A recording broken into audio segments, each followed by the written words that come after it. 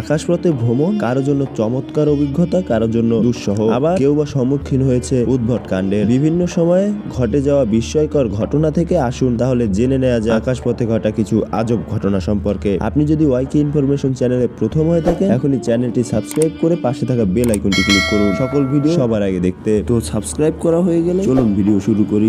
বাজ পাখি চড়ে বিমানে, যাত্রীদের আসনে বাজ পাখি। এই অদ্ভুত কাণ্ড ঘটিয়েছে সৌদি আরবের এক যুবরাজ। তার পোষ্য 80টি বাজ পাখি বহনের জন্য বিমান ভাড়া করেন। যাত্রীদেরকে আসনে ডানা বেঁধে বসিয়ে রাখেন বাজ পাখিগুলোকে।